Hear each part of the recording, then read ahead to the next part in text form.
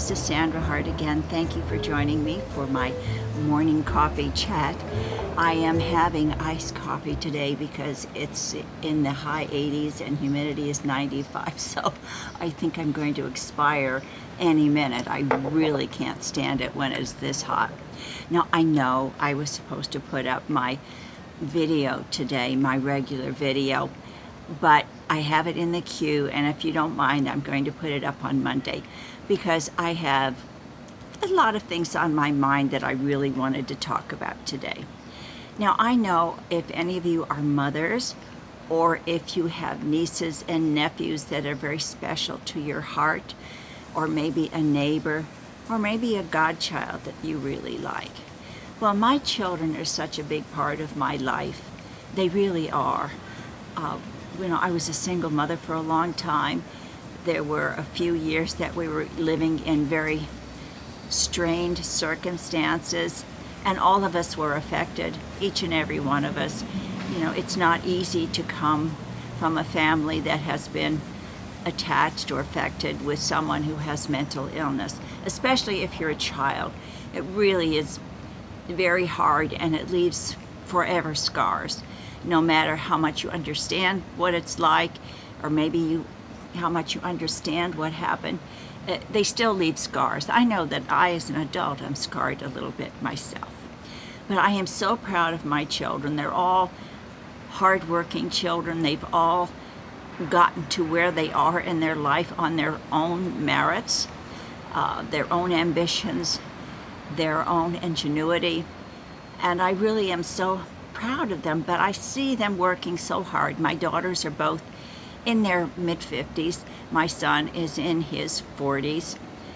And I can see how hard they work. Life today is not as easy as it was when we were making our way. I don't think so. People have changed. The civility is not what it used to be, and there's an awful lot of hostility in the world. Now, some of you know my daughter Brett. She is a flight attendant for an airline. And every single day that she goes to work, she has to face hostility by passengers.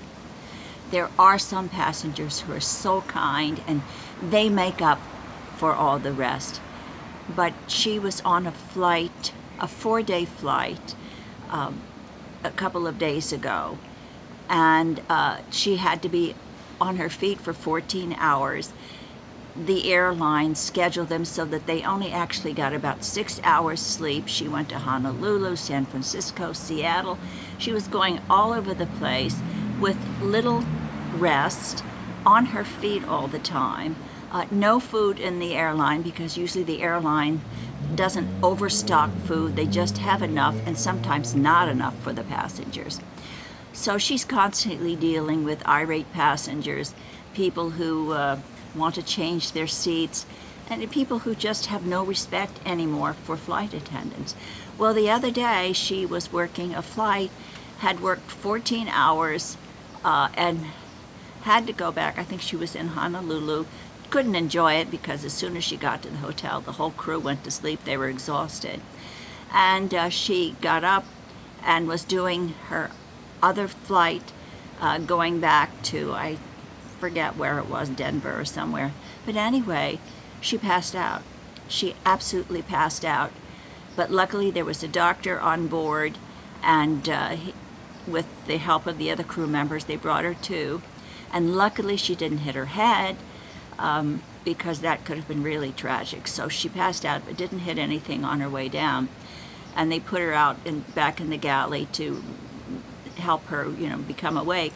And it was because the doctor said she was dehydrated, she hadn't eaten enough, and she was exhausted, didn't have enough sleep.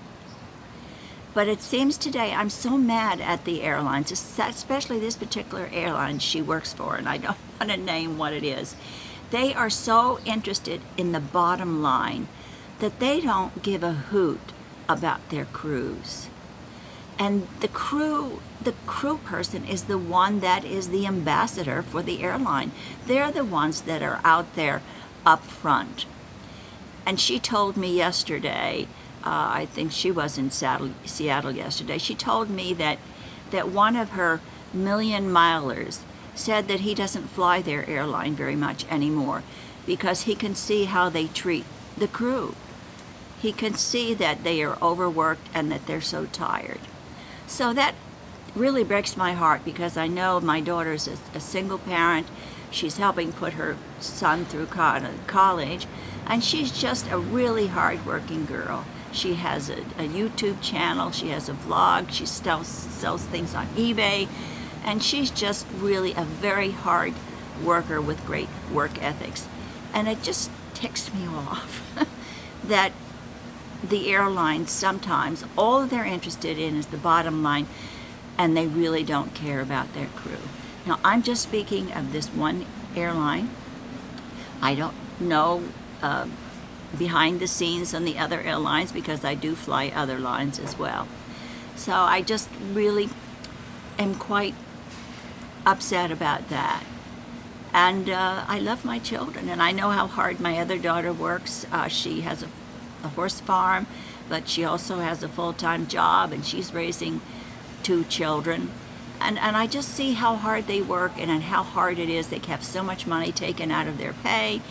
And it's very hard today because of the way things are to really be able to save as much as we were able to save when we were younger. It's just a different climate altogether.